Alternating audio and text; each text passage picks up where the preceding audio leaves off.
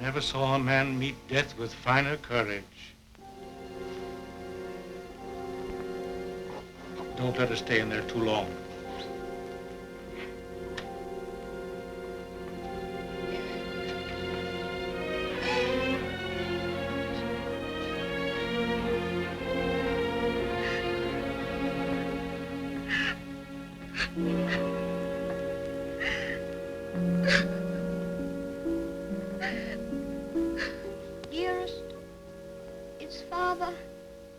Is Father well now?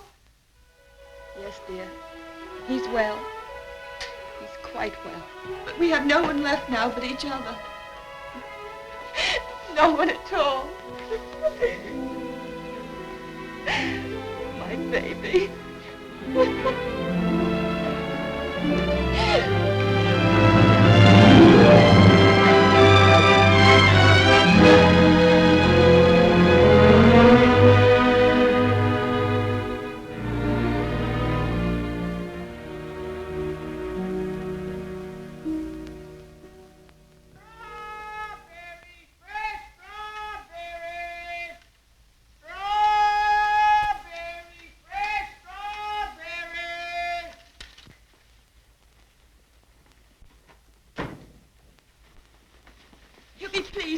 Won't he? Ach, the darling. To think of him getting the like of that for his birthday. Sure, he'll be the happiest boy in all Brooklyn till he falls off of it. Yeah.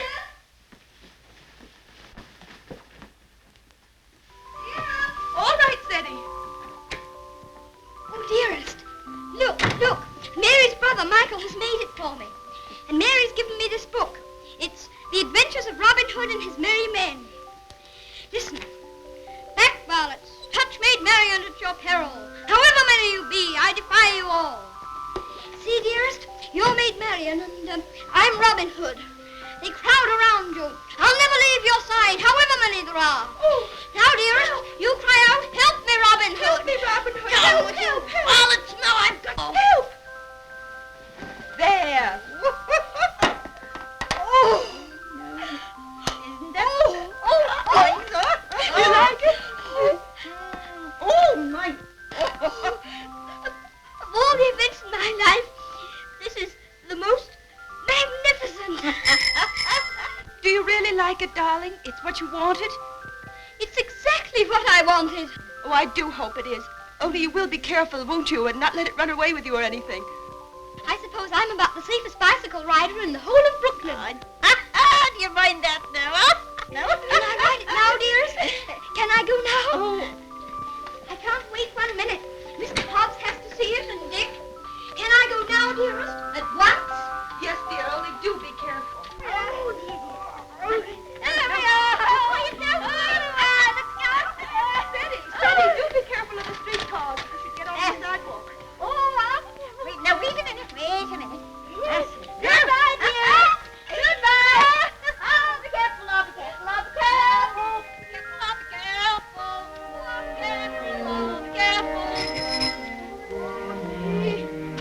Good morning, Mrs. McGillicuddy. Good morning, Freddie. A very good morning. How are your bones today, Mrs. McGillicuddy? Oh, none too good after the rainstorm yesterday. Oh, they ate last night something cruel. Ties me up in knots, the rain does. Does it? How very peculiar. But it's a fine day to go bicycle riding. Oh, I suppose so. For them that has bicycles and can ride them. I suppose everybody who has a new bicycle will take it out and ride it today. Glory be to goodness, and whose bicycle might that be? It's mine. It's my birthday present from dearest. Oh, it's a daisy show. Fine enough for the president to ride. And it has all the latest improvements. Oh, sure it sounds like the bells of St. Patrick. Sure, it's the luckiest boy in the world, John. Well, I'll have to be going. Oh, I nearly forgot. Please choose my apple now, Mrs. McGillicuddy. But would you mind keeping it for me until I get back? Sure.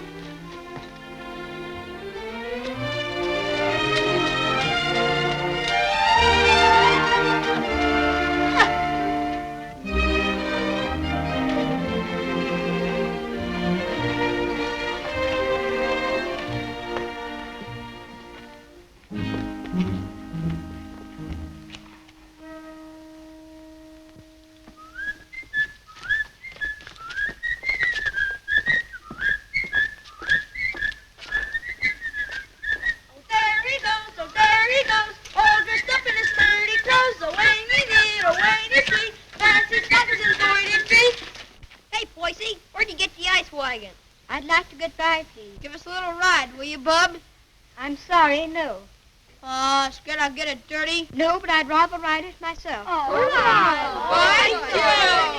Hey, English, when'd you get back from dear old London? I'm not English. I'm an American. Now, where'd you get that kind of gab?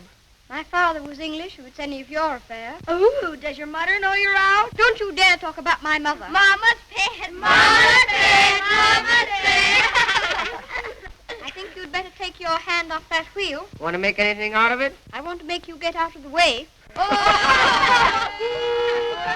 You don't dast, you sissy cat. Sissy cat!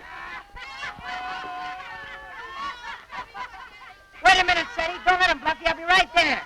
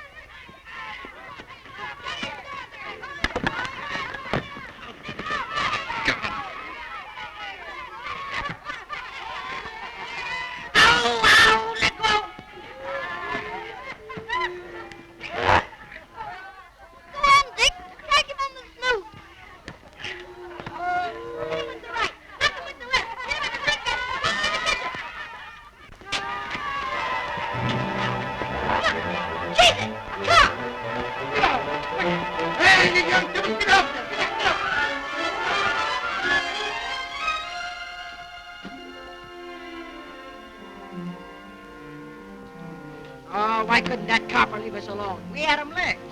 Thanks terribly for coming to my rescue, Dick. Oh, Nix, that makes us even for me giving you the mumps. They didn't even scratch it. Gee, Willikers, where'd you swipe that? The heirs gave it to me. Isn't it magnificent? It's a lollapalooza. I want you to be the very first person to ride on it. Oh, thanks.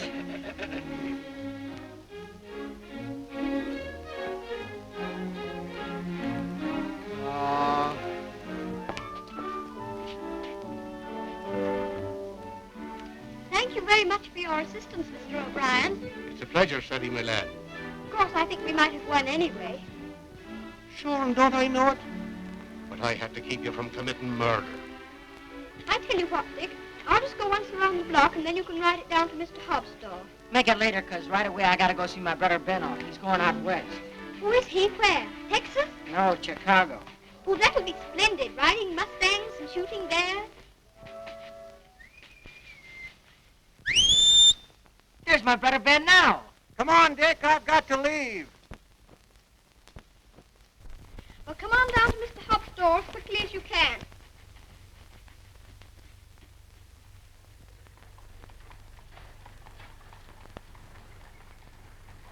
What do you say to a little birthday party?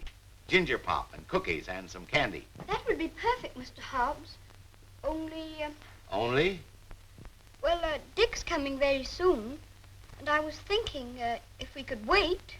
I guess there'll be enough to go around. There's a lump coming, I think. Quite a big one. What are you reading, Mr. Hobbs? That's the way they go on now. British aristocracy. I've got no use for 'em. Earls and marquises going around as if they was lords of creation, wearing their coronets. Did you ever know any marquises, Mr. Hobbs? Or earls? I should say not. I'd just like to catch one of 'em inside here, that's all. I'll have no grasping tyrants sitting around on my cracker barrels. Perhaps they wouldn't be earls if they knew any better. Oh, wouldn't they, though? They just glory in it. It's in 'em. They're a bad lot. Here you are, Dick. Just in time for Seddy's birthday feast. Gee, Manetti, ginger pop and everything. Here's to your health, Seddy.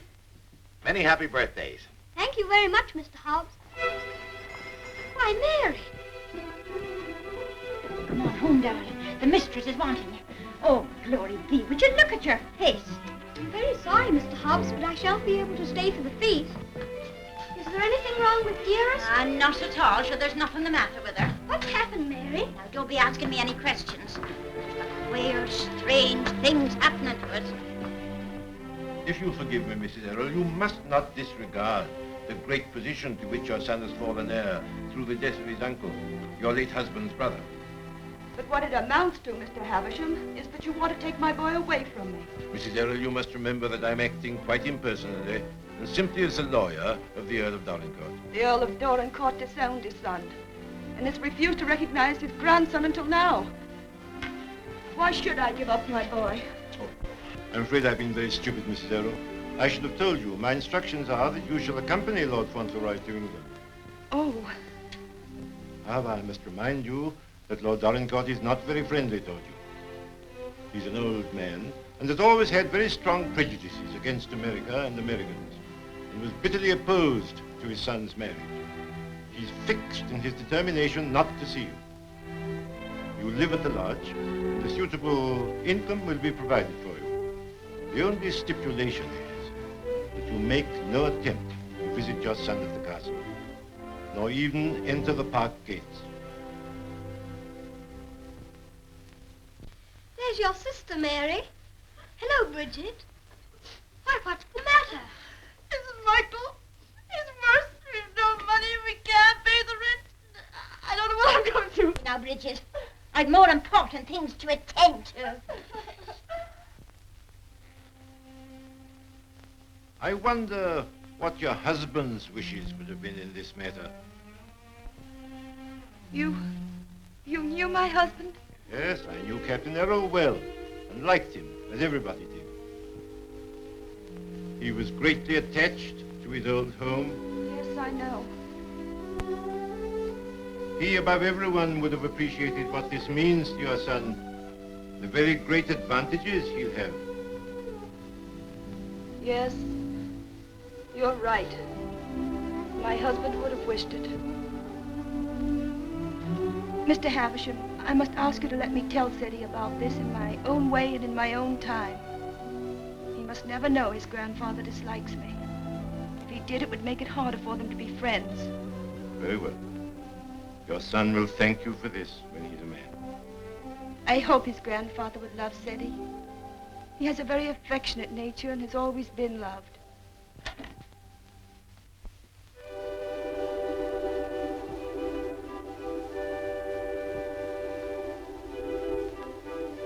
This is Mr. Havisham, dear, whom your grandfather has sent to see us, all the way from England. How do you do, sir? So this is little Lord Fauntleroy.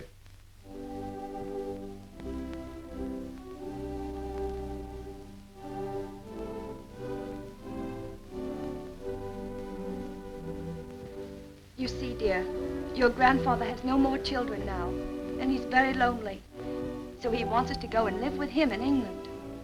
Because he's an earl, and you are his heir, you will have a new name, Lord Fauntleroy. And someday you will be the Earl of Dorincourt. Oh, dearest, do I have to be an earl? None of the boys are earls. Can't I not be one? I'm afraid it can't be helped, dear. Just think, dear, soon we'll be starting for England. Do we have to go to England, dearest? I'd much rather not. Oh, what will Mr. Hobbs say?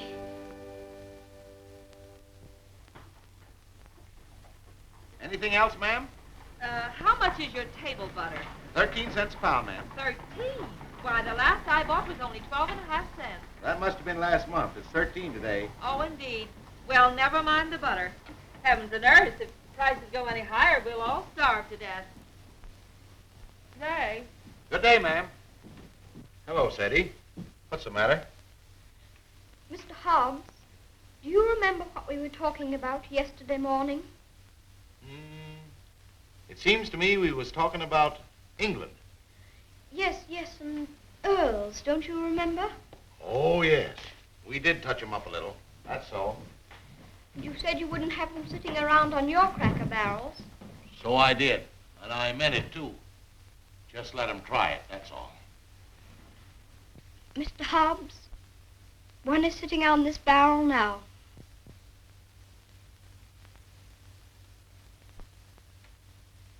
What? Yes, I am one. Or I'm going to be. I won't deceive you, Mr. Hobbs. It's the heat.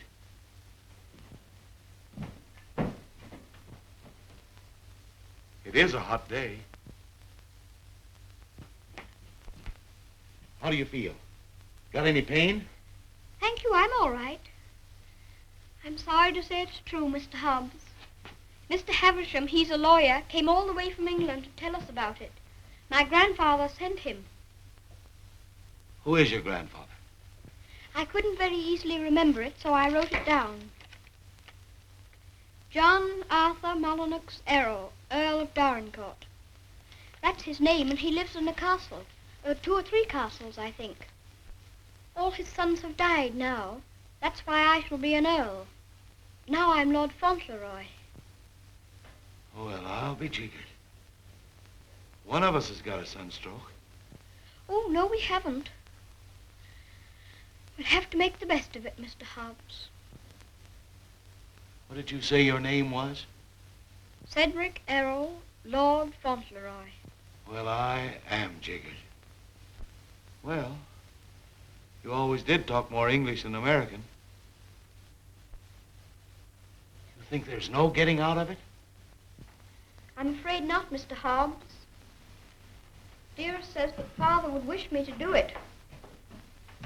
But if I have to be an earl, I can try to be a good one. I'm not going to be a tyrant, Mr. Hobbs. And if there's ever to be another war with America, I shall try and stop it.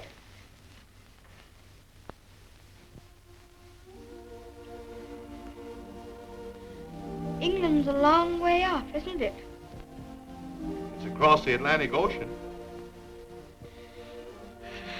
That's the worst of it. Perhaps I shan't see you for a long time. I don't like to think about that, Mr. Hobbs. Well, the best of friends must part.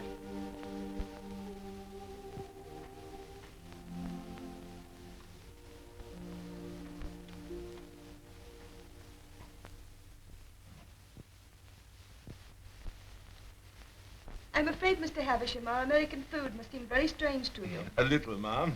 I find that muffins are biscuits and biscuits are cookies. But the cooking's excellent. And after all, it's the company that makes a meal exquisite, not the food. Thank you, Mr. Havisham. When you're an earl, you'll give splendid dinners in one of the most beautiful castles in England. Do you know, I'm not sure I know exactly what an earl is. And I think if anybody's going to be one, he ought to know, don't you? Would you mind explaining it to me? Well, someone is made an earl generally because he's done some service to his sovereign or some great deed. Oh, that's like the president. Oh, is it? Is that why your presidents are elected? Yes, sir. When a man is very good and knows a great deal, he's elected president. Then they have torchlight processions, with bands, and everybody makes speeches. I used to think perhaps I might like to be president, but I never thought of being an earl. No, being an earl is rather different from being a president. An earl is generally of very ancient lineage. What's that? Very old family. Extremely old. Oh, that's like the apple woman. She's 100, I should think. She's of such ancient lineage, it'll surprise you how she can stand up. I used to feel sorry for anyone who's so poor and has such ancient lineage. She says hers has gone into her bones, and the rain makes it worse. When I said ancient lineage, I didn't mean old age. The first Earl of Dorincourt was created an earl hundreds of years ago. Well, that was a long time ago, wasn't it, dear? Yes, dear. Many earls have been very brave men and have fought in great battles. I should like to do that myself. My father was a soldier and a very brave man, as brave as George Washington. I'm glad earls are brave. That's a great advantage. Would you excuse me a moment, please? There's someone I must see. Oh, certainly, of course.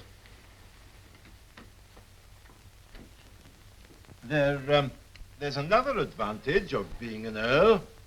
Some of them have a great deal of money. That's a good thing to have. I wish I had a great deal of money. Do you? Why? Well, there's so many things a person can do with money. If I were very rich, I'd buy the apple woman a little tent to put her stall in, and a stove. And I'd give her a shawl, because then her bones wouldn't feel so badly. And what else would you do if you were rich? I'd buy Dearest all sorts of beautiful things. Dearest? I call Mother Dearest because Father did. And there's Dick. And who's Dick? Dick's a bootblack. I buy him some new cloths, some brushes, and a new sign and start him out fair. He says that's all he wants, is to start out fair. Is there anything else? Well, I think Mr. Hobbs would like a gold watch and chain. But what would you get just for yourself if you were rich? Isn't there one particular thing you've dreamed of having? Yes. A pony. But I suppose that would be too much to even dream about. I'm so sorry. A poor woman who was in trouble came to see me. Oh, is it Bridget? Yes, dear. I wish we could do something for her. She has 6 children, and her husband is out of work. He has inflammatory rheumatism, and that's the kind of rheumatism that's dreadful. Before I left Dorincourt Castle, the Earl said that if you expressed any wishes, I was to gratify them and give you anything you desired. Now, here are £5, and your money, $25. If you have any desire to assist this poor woman, I'm sure your grandfather would wish it. Can I have it now? Can I give it to her this minute? May I be excused, please, dearest? Yes, Freddie. Bridget! Bridget, wait a minute. Here's the money. My grandfather gave it to me. It's for you. It's a great deal of money, Mr. Havisham. We've never had very much. I'm just beginning to realize the great power Freddie will have. Such a child still. I'm a little afraid. I think from what I've seen of him, that you have nothing to fear. Oh, I hope not. He mustn't be spoiled by all these wonderful changes.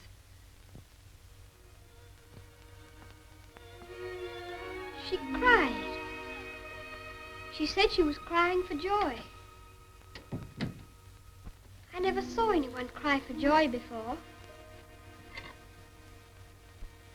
My grandfather must be a very good man. It's more agreeable being an earl than I thought it was going to be. In fact, I'm almost quite glad I'm going to be one.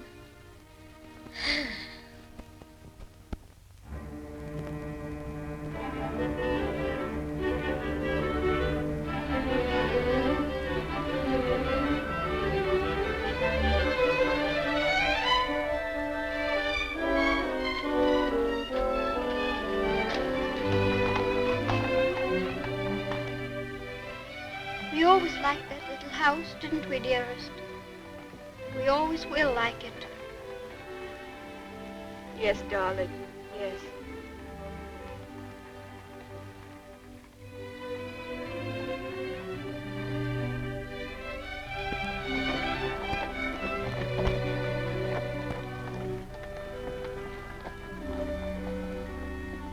I've come to say goodbye. I have to go to England to be a lord, and I shouldn't like to have your bones on my mind every time it rains. Oh, bless your dear little heart. With all your kindness to me, my bones is as quiet as anything. Can I give you a kiss for luck? Of course.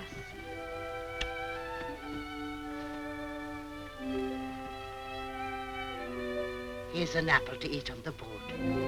Thank you very much. Oh, no, darling. Why should you pay? As me late husband used to say, this one's on the house. Thank you again. Well, goodbye. Goodbye, darling.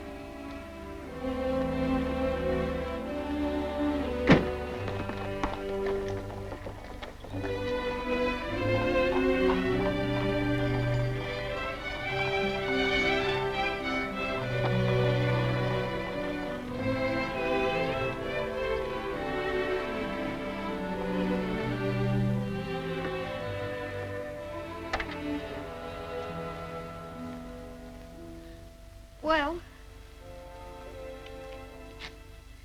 Well, well, well, well, goodbye.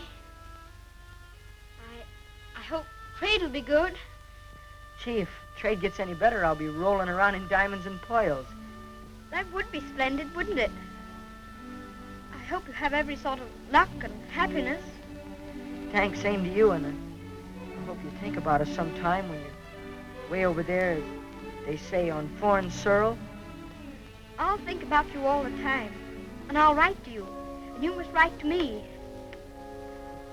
Here's where you send your letter. Gee, I wish you wasn't going away. Thanks, mister, for all the swell things you've done for him. He certainly deserves it. He's a game little kid. Gee, I almost forgot. Yeah, I bought this for you. It's a handkerchief. You can use it when you get among them swells. Oh, Dick, it's beautiful. It's extraordinary. I'll use it always. Thank you, Dick. Thank you very much. Well, goodbye. Well, goodbye.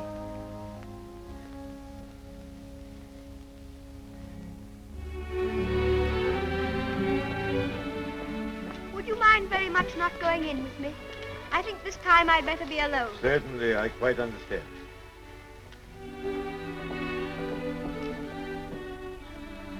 This is for you, Mr. Hobbs.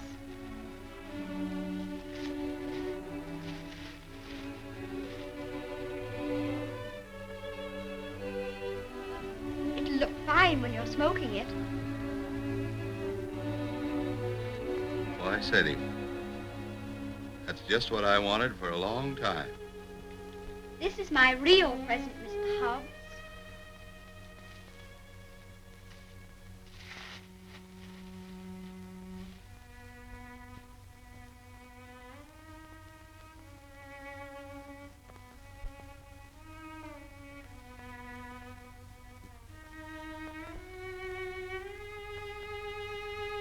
There's something written on it, inside the case.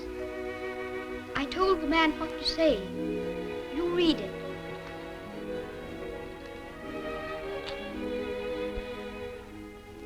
From his oldest friend, Lord Fauntleroy,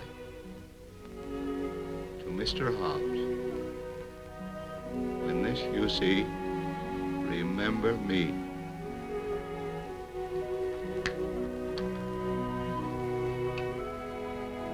When this you see, remember me. I don't want you to forget me. Oh, I won't forget you. Don't you go and forget me when you go over there amongst those British aristocracy. I shouldn't forget you, whoever I was among. I hope you'll come to see me. Perhaps my grandfather will write and invite you. You wouldn't mind him being an earl, would you? I mean, you wouldn't stay away just because he was one. Oh, I'll come and see you.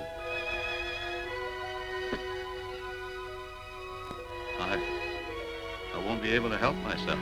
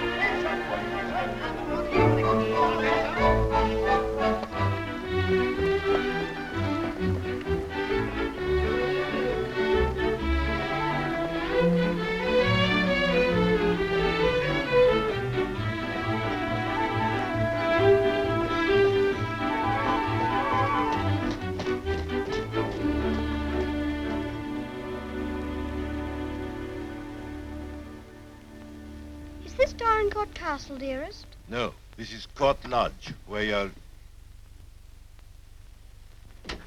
Here's Mary. We had a splendid time in London, Mary. I'm so glad you came before us, Mary. We don't feel so strange finding you here to welcome us. Oh, sure, 'tis the great happiness I wish you, ma'am, in your lovely new home. This is Mrs. Baines, the cook, Mum, and that's Susan, the parlour maid. I'm sure we'll do everything, ma'am, to make you comfortable. Oh, I'm sure you will.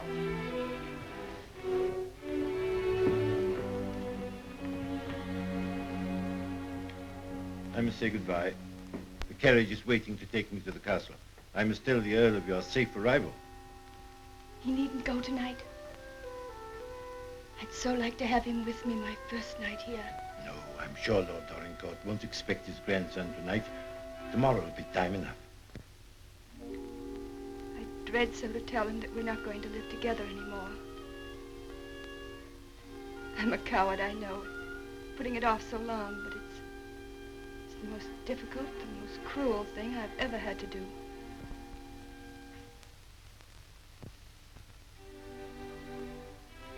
I wish you'd tell his lordship, please, that I'd rather not have the money. You mean the income he wishes to settle on you? I have a little money of my own. It's quite enough to live simply on. I must accept the house, of course, because that makes it possible for me to be near Freddie. I'm grateful to him for that, but... He'll be very angry. He won't understand it at all. I think he will understand. He must understand that I can't accept money from a man who hates me so much that he's separating me from my boy. I'll deliver your message.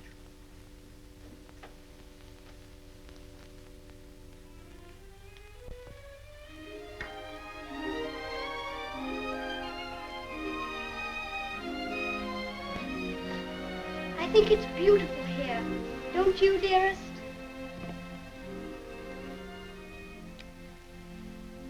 Freddie, darling, there's something I must tell you.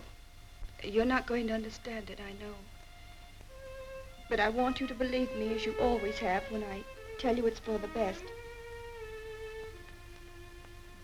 Tomorrow, Mr. Havisham will take you to your grandfather, and you will live with him at the castle. But I shall not go with you.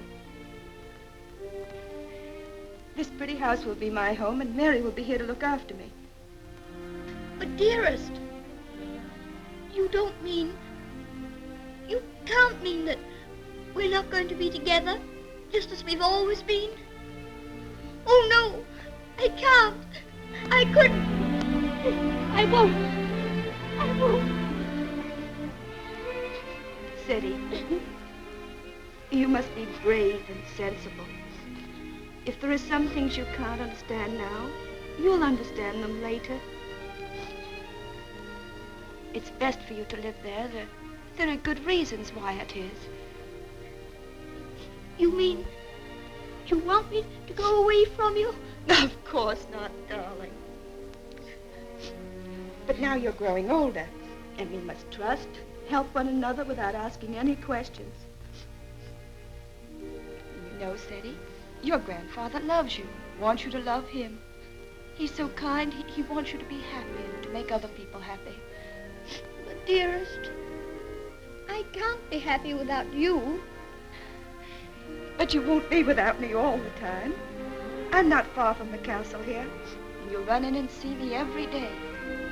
You'll love the castle, and there'll always be something new and interesting to tell me. And I'll have things to tell you. Oh, Freddie, we'll have such good times together. We'll be finding things out, both of us.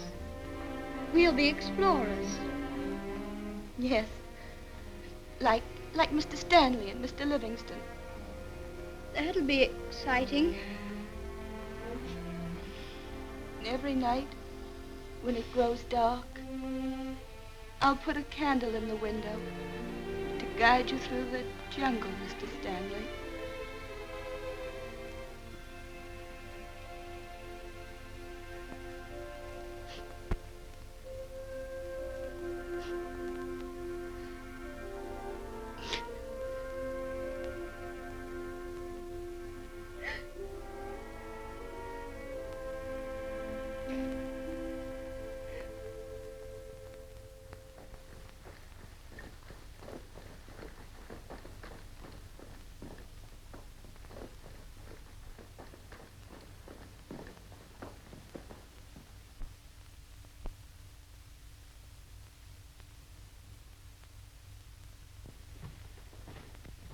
Newick.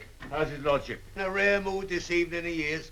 He told me to evict all the tenants if they weren't paid up. Oh, I dare say that'll be a job to your liking.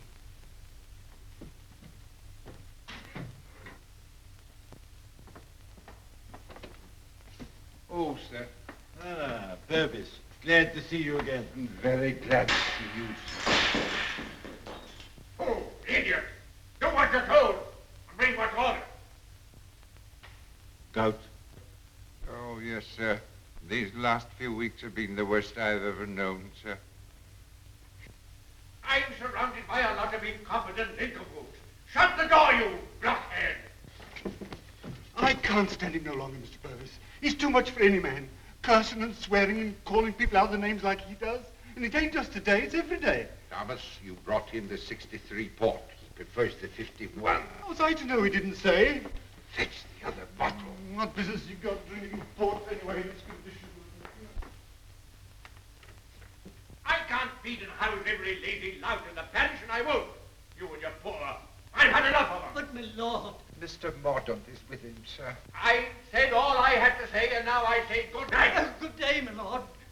Good day. beg your How'd you pardon, do, Mr. Havisham? Mr. Mordaunt. Mr. Havisham, my lord.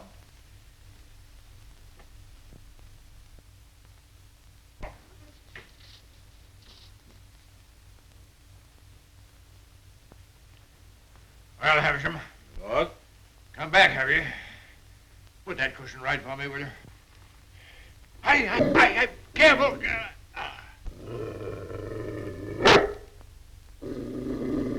What's full of hot needles? Well, what have you got to tell me? Lord Fauntleroy and his mother are at Court Lodge. They bore the voyage excellently and in good health. Ah. What else? His lordship remains with his mother tonight. I'll bring him to the castle tomorrow. Oh, go on. Tell me everything. What sort of a lad is he? Never mind about the mother. What sort of a lad is he, I say? It's rather difficult to judge the character of a child of 9. A fool, huh? Clumsy cub. I don't know much about children, but I thought him rather a fine lad. Healthy, well grown, eh? Apparently healthy, quite well grown. Straight-limbed, well enough to look at. Rather handsome, my lord, as boys go. Ah. Although I'm scarcely a judge. I dare say you'll find him a little different from most English children. Oh, no doubt of that. American children are the most impudent and worst brought up in the world. I've heard that often enough. In his case, I would hardly call it impudence. The difference is, I think, that he's lived more with older people than with children. But I should call it a mixture of maturity and childishness. Exactly. Beastly, impudent, bad manners. That's what it is. I have a message to deliver from Mrs. Errol. I want none of her messages. The less I hear of her, the better. But this is rather an important one. She prefers not to accept the income you propose to settle on her. What's that? What do you say? She says it's not necessary. That is, the relations between you are not friendly. Not friendly? I should say they were not friendly.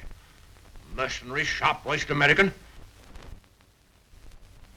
Lord, you could hardly call her mercenary. She's asked for nothing. Ah, all done for effect. She thinks she can wheedle me into seeing her. Thinks I shall admire her spirit, but I don't. She shall have the money sent to her whether she likes it or not. She won't spend it. I don't care whether she spends it. She shall have it sent to her. She shan't tell people that she's got to live as a pauper because I'm doing nothing for her. Huh?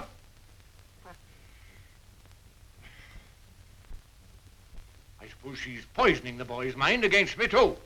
No. I have another message that'll prove to you she's not done there. I won't care.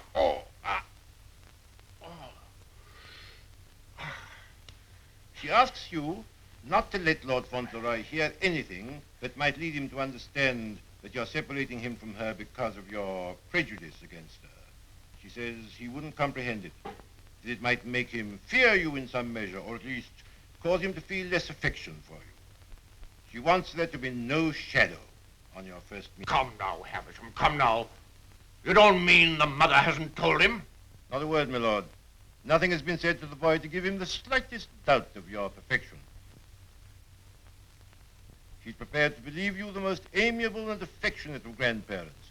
In fact, he already regards you as a wonder of generosity.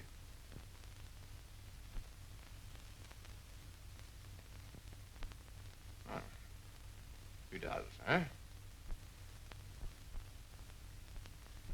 I would suggest, my lord, that Fauntleroy's impressions of you depend entirely upon yourself. I make a further suggestion, that you'll succeed better with him if you take care not to speak slightingly to him of his mother. The boy's only 9. Nevertheless, those 9 years have been spent at his mother's side. She has all his affection.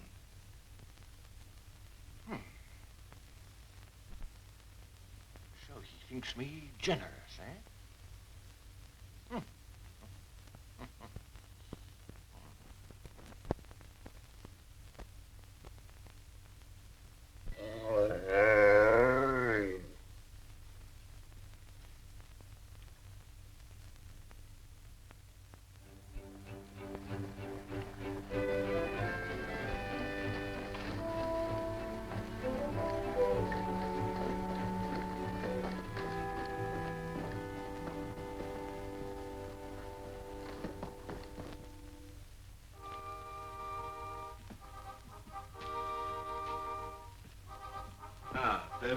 This is Lord Fauntleroy. My lord. How do you do? Thank you, my lord.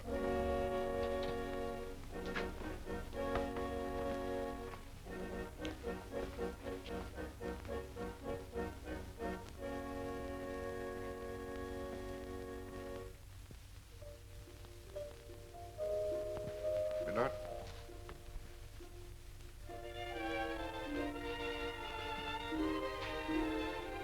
Lord Fauntleroy, Mrs. Mellon.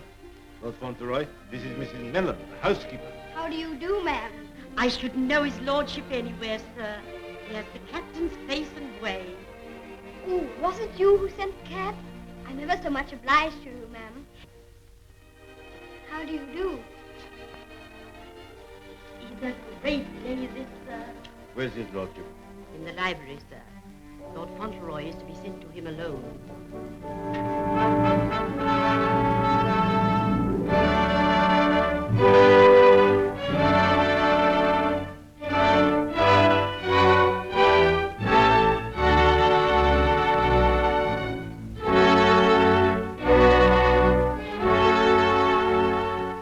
Lord Fauntleroy, my lord.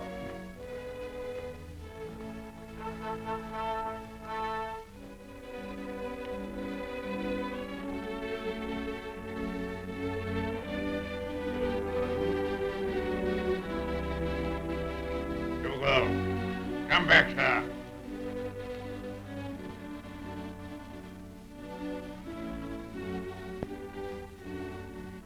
How do you do, sir?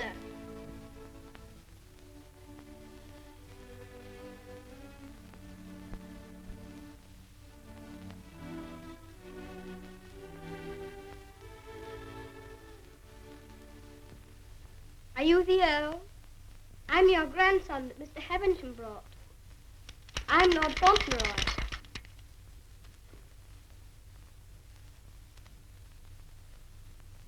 I hope you are quite well. I'm very glad to see you. Ah, you're glad to see me, are you? Yes, very.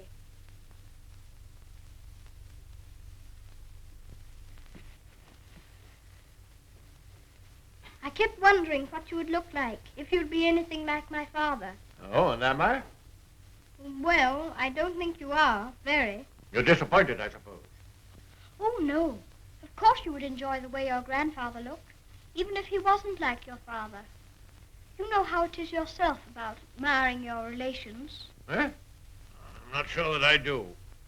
Oh, any boy would love his grandfather, especially one who's been as kind to him as you've been. Oh, so I've been kind to you, have I? Yes. I'm ever so much obliged to you about Bridget and the apple woman and Dick. Bridget, Dick, apple woman? They were particular friends of mine. You know, they were the ones you gave me all that money for. The money you told Mr. Havisham to give me if I wanted it. Oh, the money you were to spend as you liked, eh? So you spent it all on these people, did you? Bridget, Dick, and the apple woman. Yes, and I gave Mr. Hobbs a gold watch and chain and a pipe. I put some poetry in the watch. It was, "When this you see, remember me." I'm going to miss Mr. Hobbs very much. Who is Mr. Hobbs? He was our grocer, fancy vegetables and groceries, you know. He's my closest friend. Mr. Hobbs is a very clever man. Do you know he can recite the Declaration of Independence right through? Oh. What's the matter? I just remembered you might not like to hear about the Declaration of Independence. I forgot you were an Englishman. Huh? You forgot you were English too, didn't you? Oh, no, I'm an American. You are English. Your father was an Englishman. I was born in America. You have to be an American if you're born in America. You don't... I beg your pardon for contradicting you.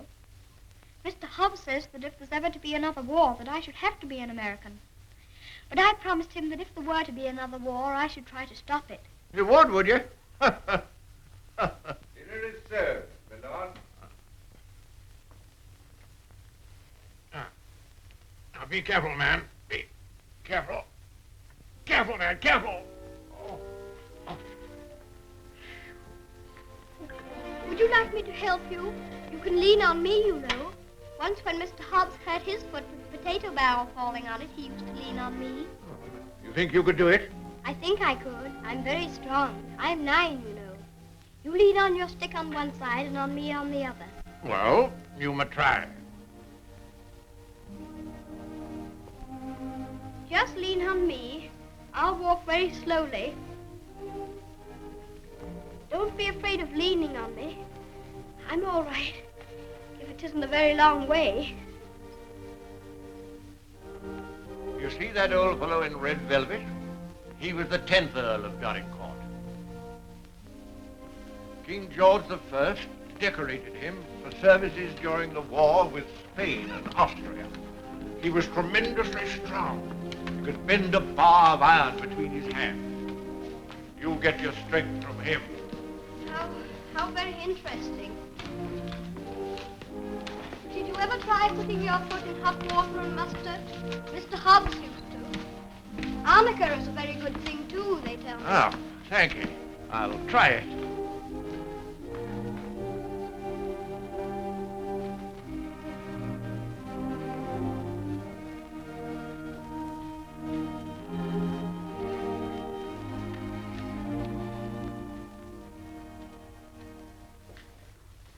It is warm, isn't it?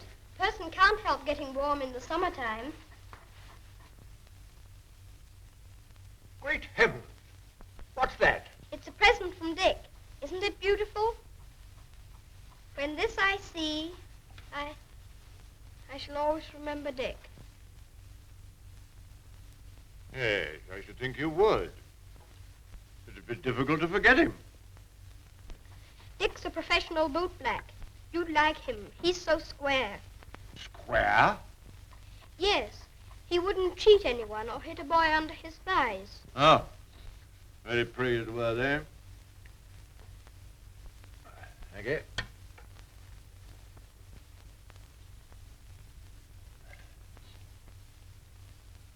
What's the matter? Don't you like your soup? Oh, yes. I was just wondering. Wondering? Wondering what? You don't wear your coronet all the time, then?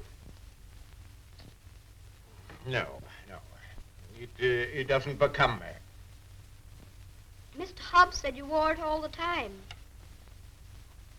But after he thought it over, he said he thought you must take it off sometimes to put your hat on.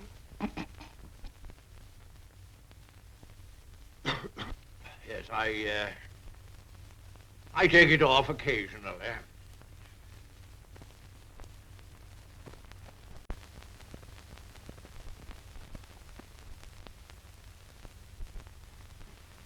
You must be very proud of your house. I never saw anything so beautiful. But it's a very big house for just 2 people to live in, isn't it? No? Do you think it's too large? Well, I was only thinking that if 2 people lived in it who were not very good companions, they might get a little lonely sometimes. Thank you. Do you think I shall make a good companion? Yes, I think you will. I think you should be almost as interesting as Mr. Hobbs. Huh. Mr. Hobbs and I were very great friends. He was the best friend I had, except...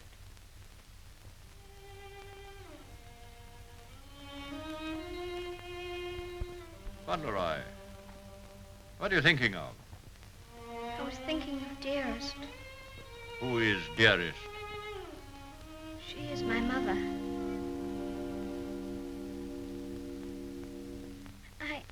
I think I'd better get up and walk up and down.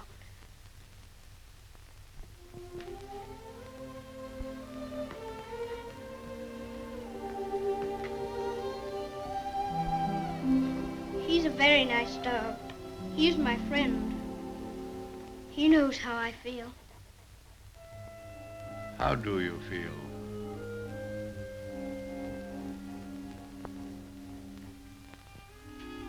Come here.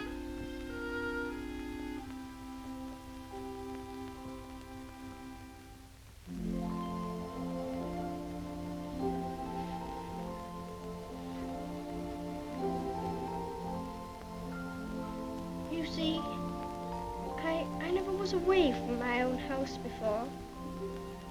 It makes a person feel a strange feeling when he has to stay all night in another person's castle instead of his own house. But Dearest is not very far away from me. She told me to remember that. And after all, I'm 9, you know. And I can look at the picture she gave me. Look, you press the spring and it opens, and there she is.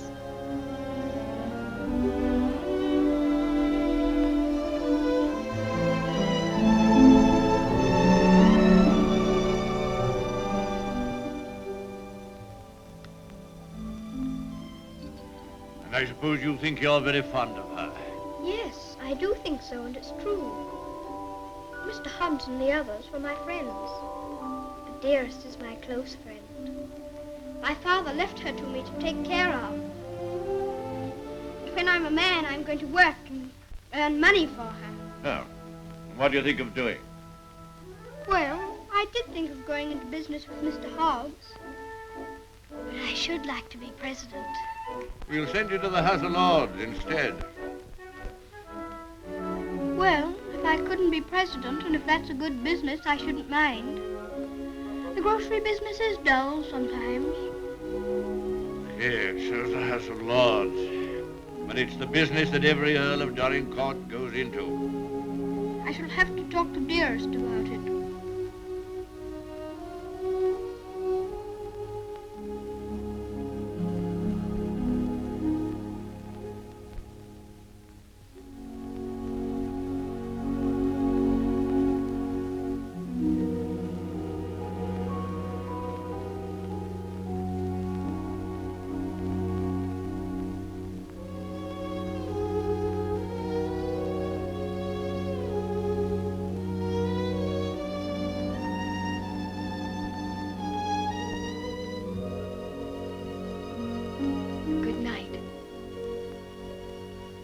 Keep you all the night.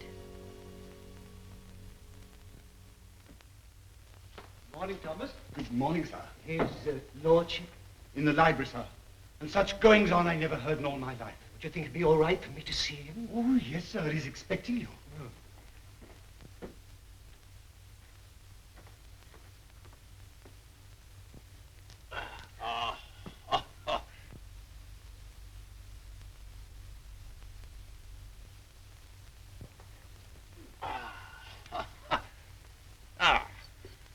Morning, Mordaunt.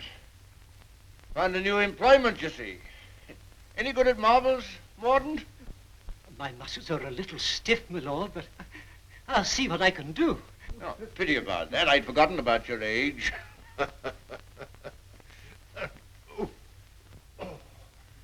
This is the new Lord Fauntleroy.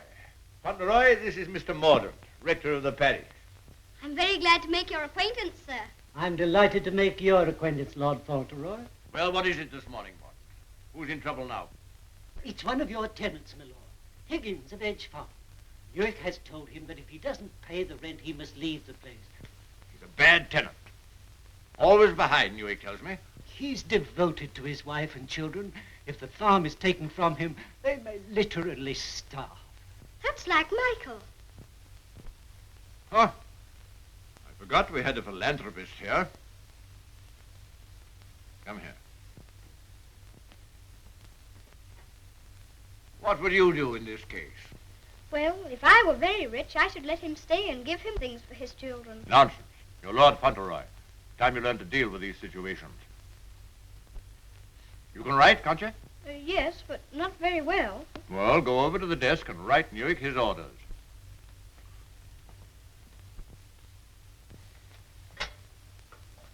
Now, what must I say? You must say, Higgins is not to be interfered with for the present.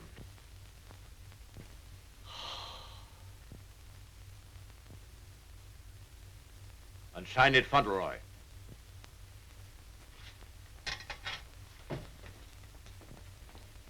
Do you think it will do?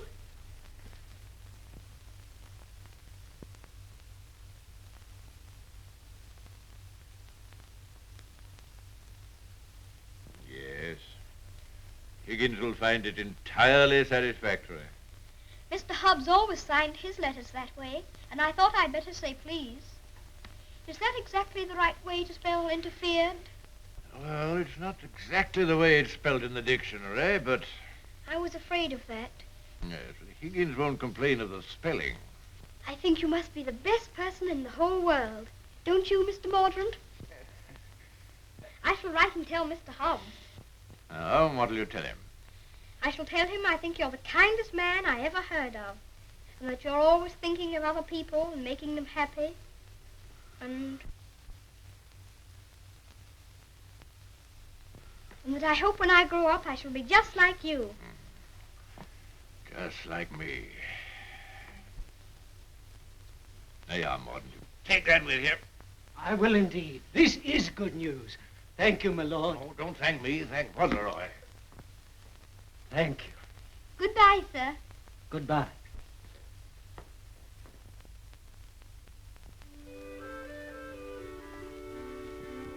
May I go to see Dearest now? I think she'll be waiting for me. There's something for you to see in the stables first. Ring the bell. In the stables?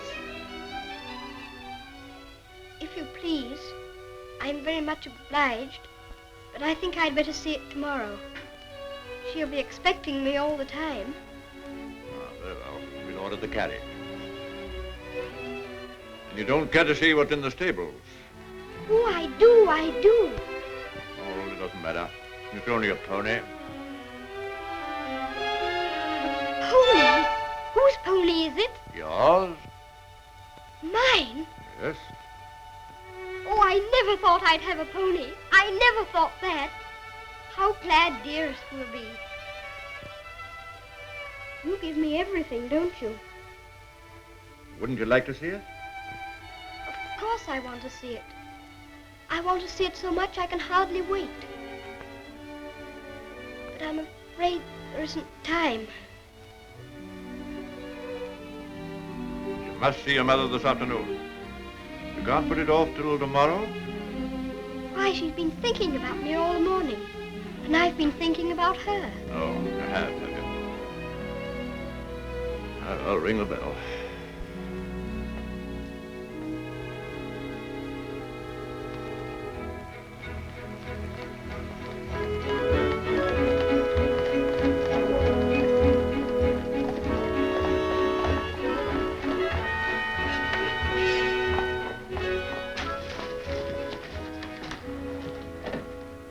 Let me give you your stick. Just lean on me when you get out. I'm not going to get out. Not to see Dearest? Dearest will excuse me. Go and tell her that not even your new pony would keep you away.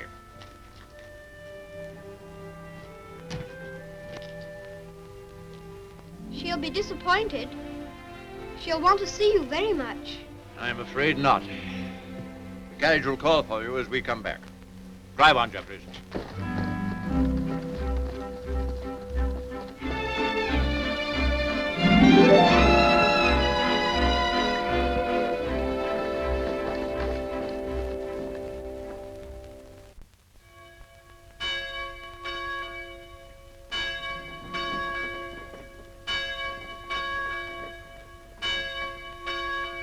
It's a shame. Parted from his own mother. Cook at Court Lodge was telling Sarah she'd never have worked for a sweeter lady than Mrs. Errol. The letter was written by the little gentleman his own self, signed with his name to. Fauntleroy, as large as life. The little precious. Aye, that's the mother. Pretty young thing, too. Good morning, ma'am. Good morning. God bless you, ma'am. Thank you. Good morning, ma'am. Good morning. It's his lordship coming to services. That's a new notion.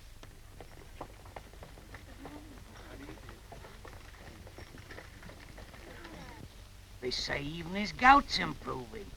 Look at the young lord. He's Captain Cedric all over again. He's the captain's self to the life. How glad the people are to see you. Take off your hat, Fauntleroy. They're bowing to you. To me? How do you do? Good morning, Will. God bless your lordship. Long life to you. Thank you. Morning, my lord.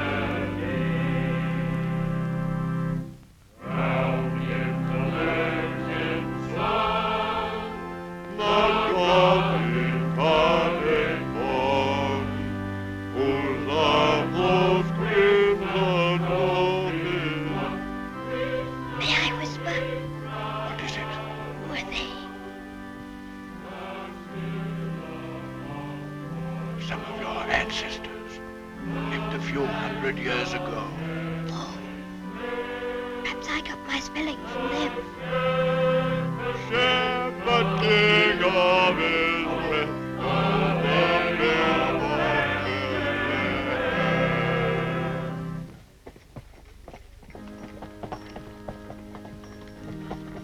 Well, Higgins? Oh, is this Mr. Higgins? Yes, I suppose he's come to have a look at his new landlord. Yes, my lord. I understand his young lordship was kind enough to speak for me, and I thought I'd like to say a word of thanks. I've got a great deal to thank your lordship for. Oh, I only wrote the letter. It was my grandfather who did it. You know how good he always is to people. Is Mrs. Higgins well now? Yes, your lordship.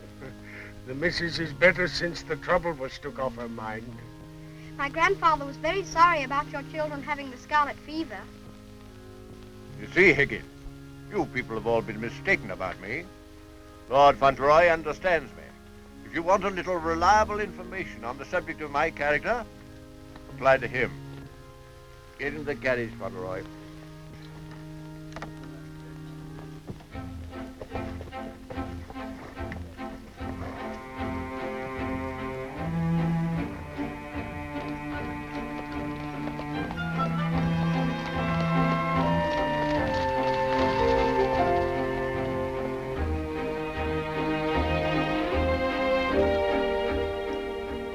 Your mother very much? Yes, sir.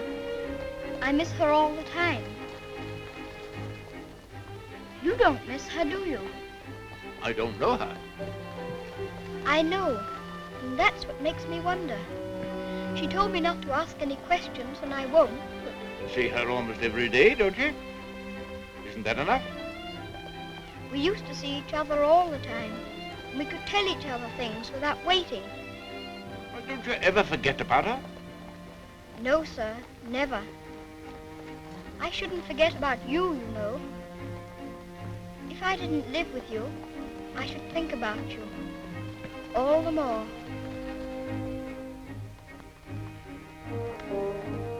On my word, I believe you would.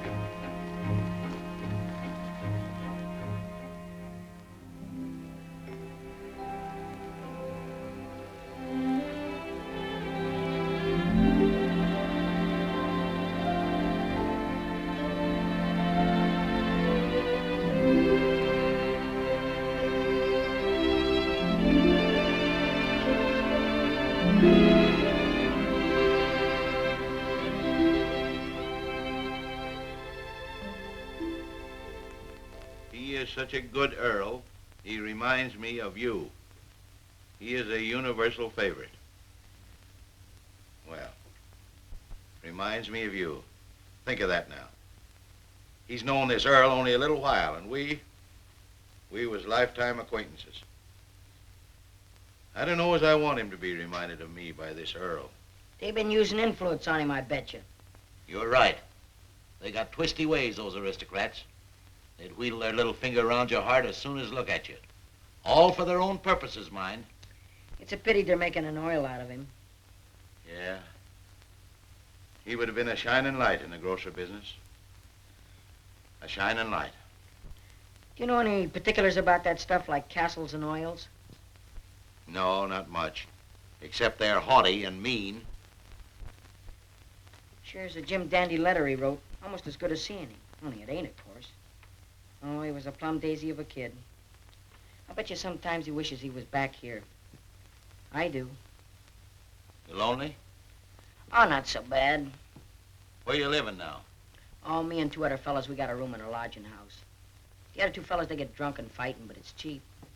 Oh, that's no sort of a place for a lad like you to be living. Now, look here. I got a clean, dry loft over my stable, and there's an old bed you can have. Why don't you come here and stay? Won't cost you a cent. Gee, do you mean that, Mr. Hobbs? Well, certainly I do. Yahoo! Gee, Mr. Hobbs, talking about oils, you ain't no oil, you're a prince. Oh, sure.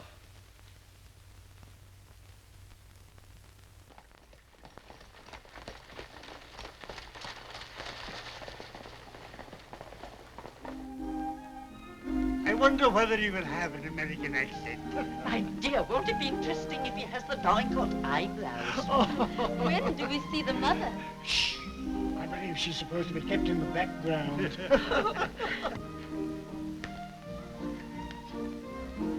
Well, Molyneux, is this the boy? Yes, Constantia, this is the boy. Fauntleroy, this is your great aunt, Lady Lorridale. How do you do, great aunt? How do you do, young man? You're like your father. I loved him more than most people in this wicked world. Oh, did you know my father? Know him? Of course I do. Oh, then you must meet dearest. She will enormously like to talk to you about him. You see, I was the only one she could talk about him to who knew him. And I was so small when he... Yes, Fauntleroy, this is your great uncle, Sir Harry Lorridale. How do you do, sir? Hear you're fond of horses. I'll confess to you, Constantia, that what you'll probably see for yourself. There's a risk of my becoming rather an old fool about him. Becoming? By the way, the mother, what does she think of you? I don't know. I haven't asked her. You must come over to Lauderdale Park one day and see us. There are some new cocker puppies in the kennels. You shall have your pick. Oh, thank you very much indeed, Uncle. Only Dougal might be offended. You see, he's very fond of me, and I really shouldn't like to hurt his feelings. Hurt his feelings. That's a good one. Did you hear that, Conrad? Hurt his feelings. This is Miss Herbert, Fauntleroy. I want you to be great friends with her. How do you do? Have you met Dougal? He shakes hands beautifully. Shake hands with Miss Herbert, Dougal. He's a great friend of mine. I like making friends, don't you? Yes, I do. May I be your friend? And Dougal. Oh, yes, if you please. Lumbago, Fortescue. Better, I hope. Thanks. Much better. I've known Dorincourt as well as anyone could know him for 35 years. And that's the first time he's ever bothered to inquire about my health. Most extraordinary. Havisham, you're late. What's kept you? Beg your pardon, my lord. I was detained by extraordinary news. News? What? What news? Not now, if you don't mind. Later, my lord, later.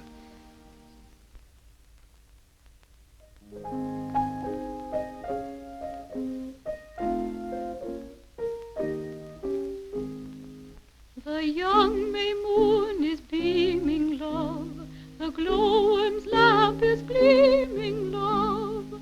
How sweet to roam through mourner's grove, while the drowsy world is dreaming, love. Then awake till rise of sun, my dear. The sage's glass will shun, my dear. Or in watching the flight of bodies of light, he might happen to take thee for one, my dear. Charming, charming. What a sweet song. Delightful, my dear. Thank you, my dear. Thank you. Do you like music? Yes, I like it when you sing it. Dear my Lord Fauntleroy, why do you look at me so? I was thinking how beautiful you are. Oh, Fauntleroy, make the most of your time. When you're older, you'll not have the courage to say that. Nobody could help saying it. Don't you think she's pretty, too? Well, we are not allowed to say what we think. Lord Fauntleroy shall say what he thinks. I'm sure he thinks what he says. I think you're prettier than anyone I ever saw, except Dearest. I think she is the prettiest person in the world. I'm sure she is. And I must tell her how kind you've been to me. I never was at a party before, and I've enjoyed myself so much. Oh, I beg your pardon.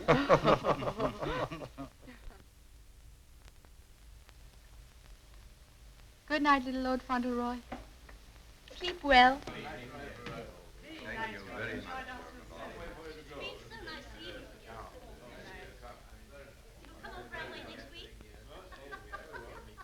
Good night. So glad you came.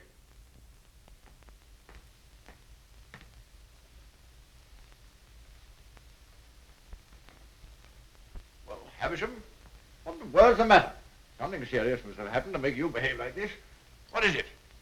It's bad news. The very worst of news, my lord. I'm sorry I have to be the bearer of it. Why do you look at the boy so? You hang over him like a bird of ill omen. Has it anything to do with Fauntleroy? My lord, I waste no words. My news has everything to do with him. If we're to believe it, it's not Lord Fauntleroy who lies asleep before us, but only the son of Captain Errol. The present Lord Fauntleroy is the son of your boy Bevis, and at this moment is in a lodging house in London. What do you mean? You're mad.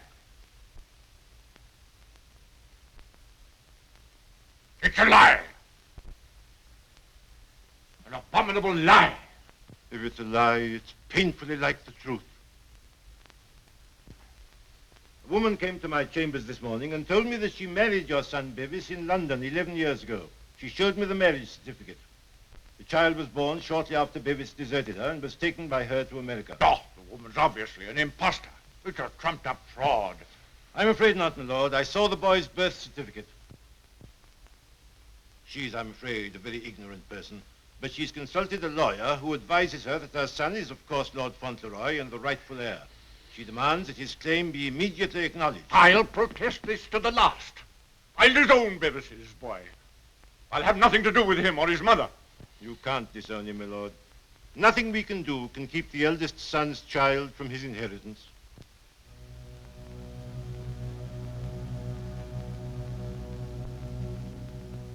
The woman you say is an ignorant, vulgar person, eh?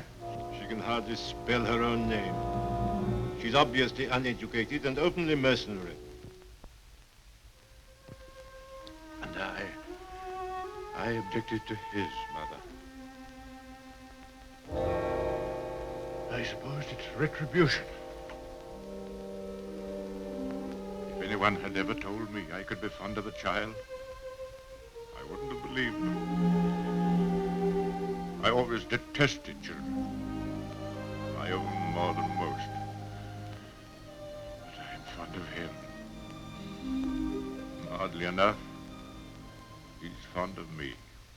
You know, Havisham, I'm not popular. I never was. But he's fond of me. Never was afraid of me. Always trusted me. Yes, Havisham. He'd have filled my place better than I filled it. He'd have been an honor to the name. You rang, my lord? Take Lord Fauntleroy to his room.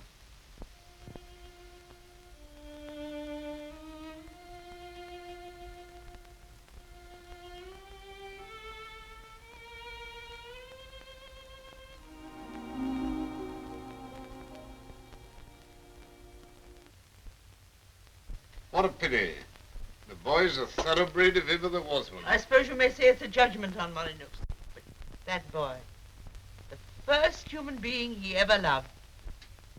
Will Molyneux take the case to the courts, do you think? Can't tell, he's obstinate enough. Courts of the devil. You go in with your best suit, buckles on your shoes, and come out as nature made you. Bless my soul, Constantia. Whoever would have dreamed that I'd have felt sorry for the old boy? I wouldn't have minded our having a boy like that, Harry. Yes.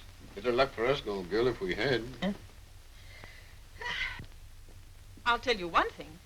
If his little lordship loses his title, the village loses the best friend it has. Aye, that's right. And I'll tell you another thing. It'll drive the Earl mad if this goes wrong for him. Why, he's been so proud of the boy, you'd hardly believe it if you knew him for what he was before. And the new one's no lady, that's sure. Bold-faced thing, that's what she is. The dark-eyed, brazen-faced wench. Is the Earl coming now with Mr. Havisham?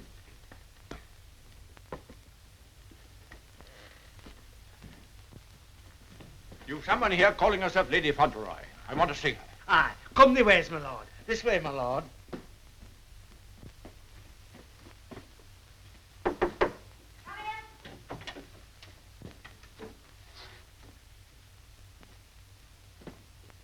Earl of Dorincourt.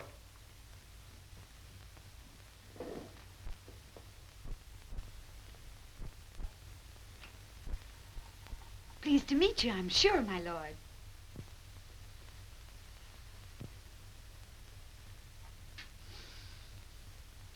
Bevis?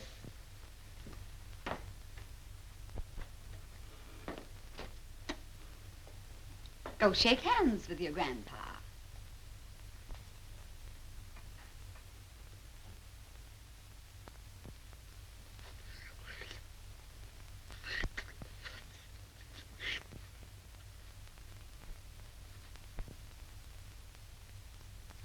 So that's the way you're going to treat your grandson, is it? Ah, you needn't try to look so fierce about it. He's your grandson, all right. Yes, my lord. We have proof of the young gentleman's birth. He is the son of the late Lord Fauntleroy. Allow me to introduce myself. Joshua Snade, at your service. My card. I've already had the pleasure of making Mr. Havisham's acquaintance. Lady Fauntleroy has placed all the evidence in my hands. I can assure you, my lord, it is sufficient to justify her case should it come into court. But may I suggest that we come to an arrangement and settle this matter amicably on a friendly basis? Friendly? Ha! Look at him staring at me as though I was dirt. Me, his own daughter-in-law. Oh, your son Bevis married me, all right. And a fine rotter he was. But he was the father of my boy, and I can prove it. Lady Fauntleroy, please. You may think you can fight me, but a lot of good it'll do you. They don't love you around here, and you know it. I've heard plenty about you and your dirty, snobbish pride. Plenty of pride you'll have when I'm finished with you. Unless you want to climb down off your high horse and get reasonable with your own flesh and blood. Lady Fauntleroy... You shut up. I'll stop at nothing, do you hear? I'll drag this case through every court in the land. I'll let the whole world know what you are. You and your precious son, Bevis, deserting me and his own child, a babe in arms. How I've suffered, heaven only knows. And you standing there looking at me and my boy as if we were scum. You ought to be ashamed of yourself. You say you married my eldest son. If that's proved to be true, the law's on your side. In that case, your son will be Lord Fauntleroy, and you will be provided for. But I warn you, the matter will be sifted to the very bottom. I'll only add that I want to see nothing of you or your boy as long as I live. After my death, you can, unfortunately, do as you please. Yes, you're exactly the kind of person that I should have expected my son, Bevis, to choose.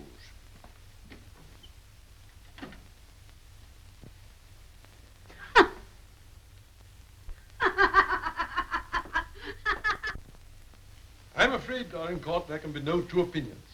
At least that's how I see it. You agree, Semple? Yes, I'm afraid we can see it no other way. But it's monstrous.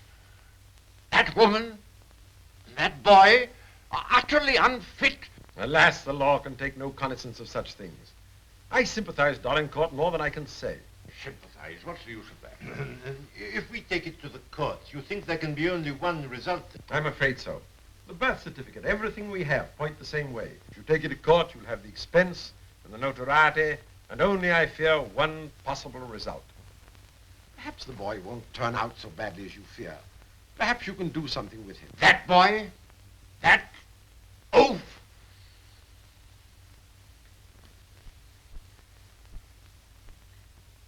With the other one.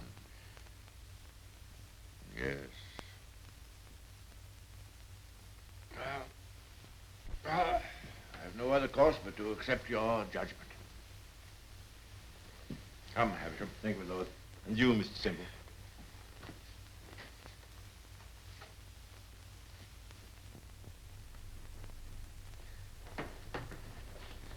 It's the Earl, ma'am. The Earl himself. Show him in.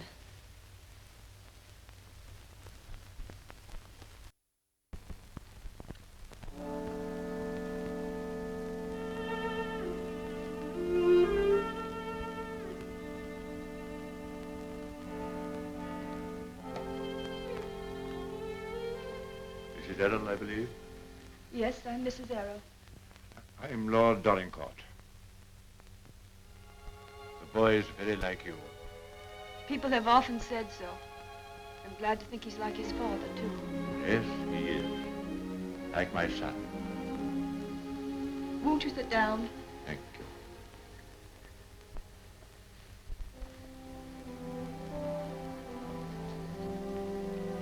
I've come to tell you that I've had the very best, the highest legal opinion. I'm sorry. This outrageous woman and her child. Perhaps she cares for him as much as I care for Freddie, my lord.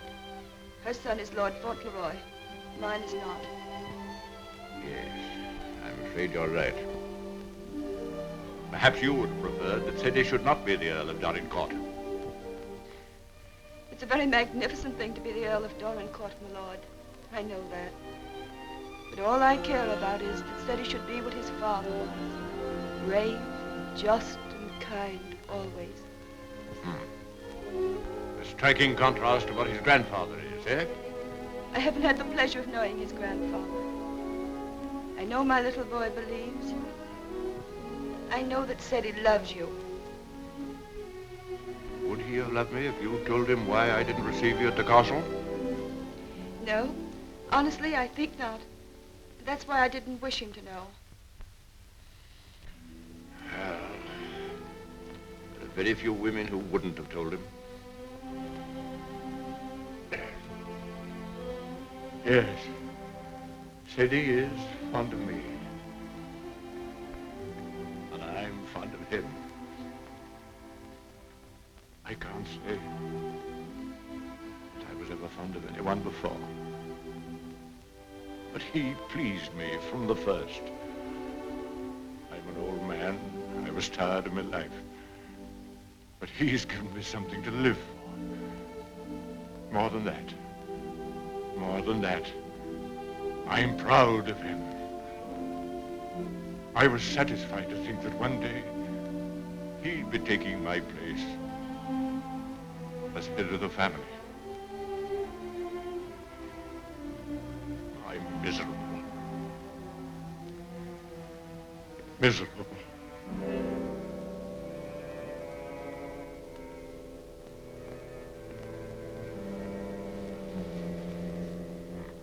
Please sit down. You've been so much troubled, you must be tired. And you need all your strength. Thank you.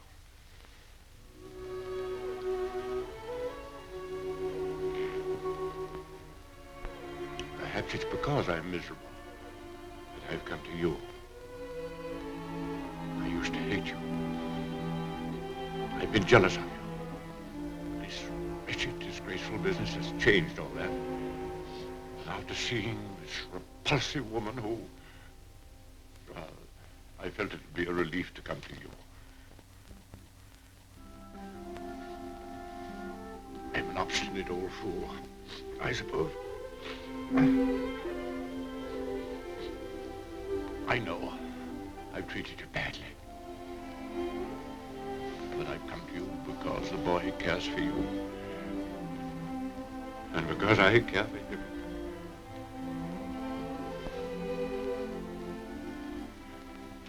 Treat me as well as you can. For the boy's sake.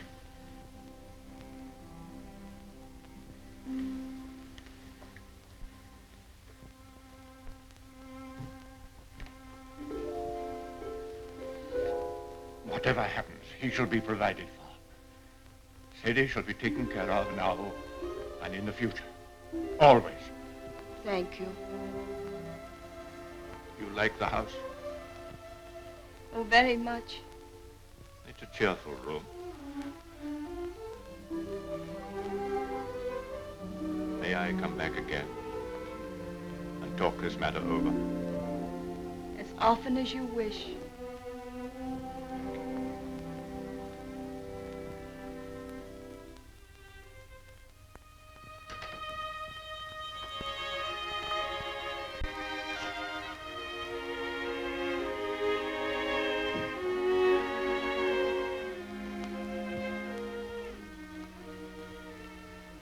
Heard bad news, haven't you? Yes. The worst. Then I'm not Lord Fauntleroy anymore, am I? No. She's beaten me. Then the other boy, he will have to be your boy now, won't he? Like I was? No. He'll have to live in the castle if he's Lord Fauntleroy, won't he? Common little brat shall never enter this place in my lifetime. I'll take care of that. Then I can still be your boy, even if I'm not going to be the Earl, just like I was before. My boy. Yes, you'll be my boy as long as I live. And by Jove, sometimes I think you're the only boy I've ever had. Then I don't care about the Earl part at all. I thought, you see, that the one that was going to be the Earl had to be your boy. That I couldn't be. I shall never take anything from you that I can hold for you. Come what may, you shall have all that I can give. All. And dearest, will her house be taken away from her? No. You can take nothing from her. Nothing from either of you. Come. Time you were asleep.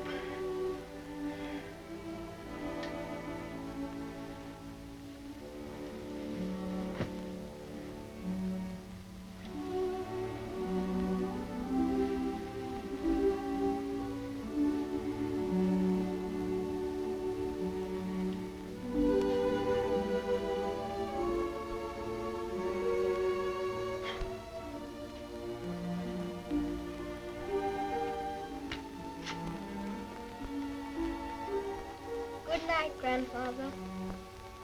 Good night, my boy.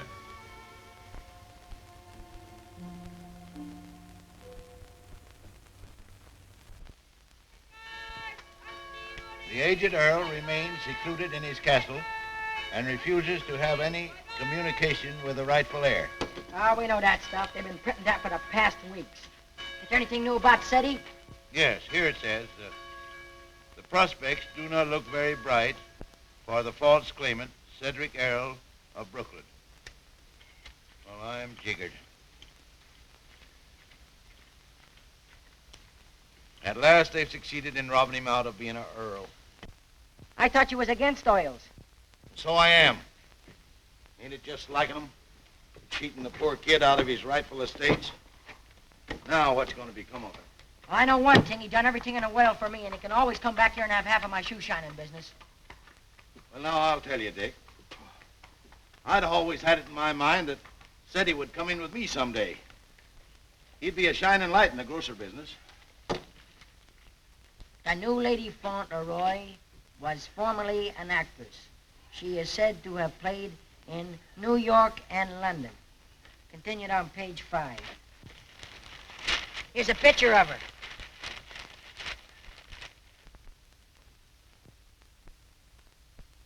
Holy mackerel. What's the matter? Here, look at this. It's her. Her? She ain't no aristocrat, she ain't. I know her as good as I know you. It's Minna, Ben's wife. Your brother? Sure. You mean it's some kind of hocus pocus? Sure I do. Well, I'm jiggered. She was married before, but I never heard of her having no other kid but Ben's kid. You mean the one Ben went out to Chicago to look for? Sure. Maybe she had another kid in England. Maybe she did and maybe she didn't. We'd ought to do something about this. You're dead right we oughta. But we got to get the proper advice. Gee, I wished I knew Alderman Murphy. I know Alderman Murphy. You do? Yeah, come along. Let's go right now. Them Earls, they've always had a spite against us Americans ever since the Revolution. What a place. What a hole. I'm sick to death of it. Cooped up here, week in and week out with nobody to talk to. You're complimentary. I wasn't meaning to be. And grateful. You're getting your money, aren't you? Business is business, you know. Business. I'm sick of business. I want some fun. Why don't you go up to London for a while? London? Not on your tintype. Nothing but please that old devil up at the castle better than to see me clear out. Well, I'll stay here in this rotten country pub. You've lived in worse places in your time, I've no doubt. That's none of your business. You keep a civil tongue in your head or I'll hand you your walking papers.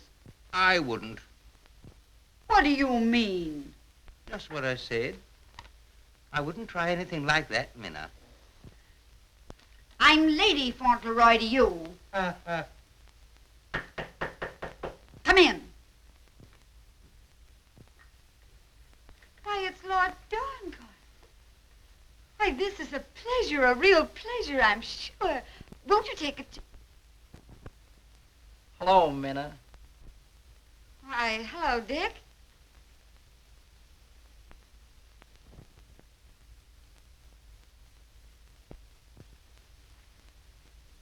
Why, Ben, what are you doing here?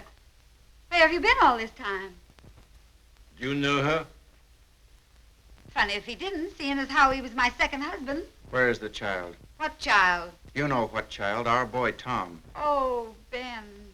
But you know, you must have heard. Someone must have told you. Told me what? It was pneumonia.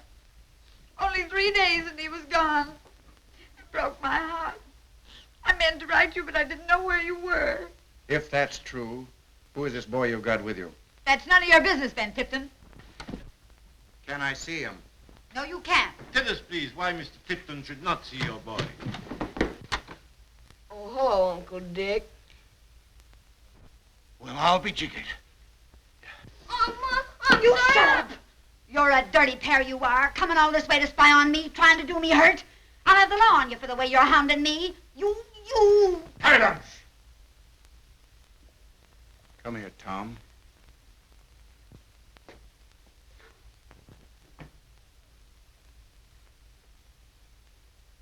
I knew nothing of this, my lord, I assure you. There's a little matter of a forged birth certificate. But I swear to you. Oh, never mind, Havisham. I've had enough of this. Too much. The sooner the pair of you are out of this country, the better. Come on, Havisham. You'll be sorry for this, you will. It's prosecution, that's what it is. It's robbery.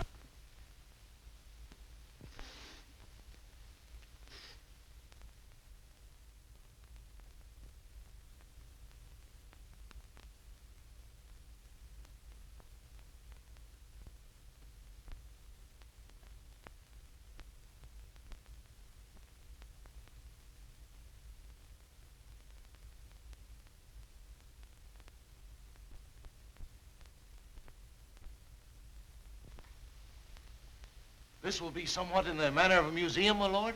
Well, not exactly a museum, Mr. Hobbs. They're portraits of my ancestors. Your aunt's sisters? All of them? Well, I'll be jiggered. Your great uncle, he must have had a family. Did he raise them all? I mean that they were earlier distinguished members of the family. Do you know, Earl, I used to have a very poor opinion of you aristocracy, but I've changed. I'll take you, for instance. You're a pretty good sort, even if you are an Earl. I'm very gratified.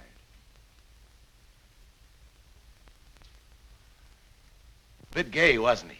Yes, that's why I have the gout, Mr. Hobbs. Oh. And they was all Earls, and said he's going to be one, and own all this. And he'll be worthy of it, Mr. Hobbs. Sure he will. All these Earls. You know, I wouldn't have minded being one myself.